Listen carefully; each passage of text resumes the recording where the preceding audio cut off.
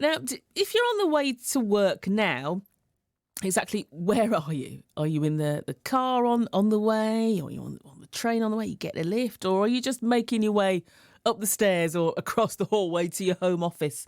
Businesses are being warned they could face an exodus of staff after new research found that millions of people have changed jobs because of the lack of work flexibility.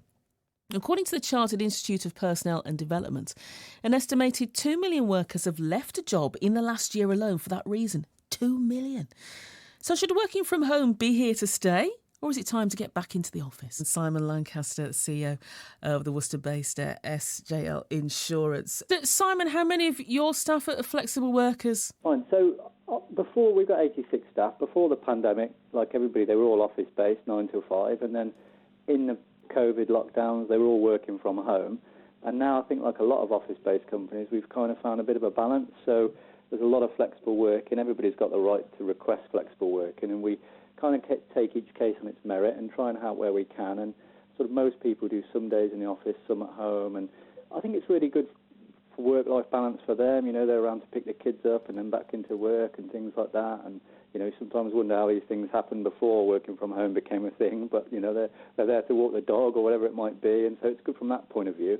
But also we obviously have to look at it from a business point of view and make sure that our clients are getting looked after and the young staff are in the office to being coached and mentored and trained and all that sort of thing. So, yeah, we're just working through a balance and a mix, I suppose, like a lot of companies, but I think it's getting there, and it makes a lot of sense. You know, we've got people that travel into Worcester from Coventry, and they say, what's the point of me spending 2 hours every day commuting? You know, I could actually work those 2 hours from home, so you can actually get more out of me than if I was commuting in. So, yeah, I think there's lots of pros, a few cons, but I think on balance, you know, you find something that works for everyone.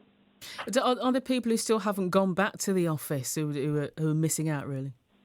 Yeah, I mean, not so much now. I think most people have, I mean, it was a complex situation, wasn't it? And lots of people were struggling with it mentally and stuff like that, and coming back to the office was hard.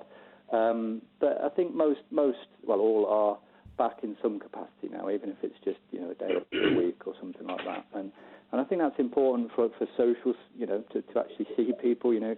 Great as it is working from home, I don't think it's ideal to be cooped up 24/7. You know, I think it's nice to get out and see people, and of course there's knock-on consequences as well. It's not all good. I mean, we're based on the Tide, and our local sandwich shop closed down recently, and they said it's just because the office workers aren't there to feed. Everyone's working from home, so I do feel sorry for people in the supply chain that are being, you know, adversely affected through no fault of their own, really. So, yeah, you know, it is a mix of pros and cons, I would say.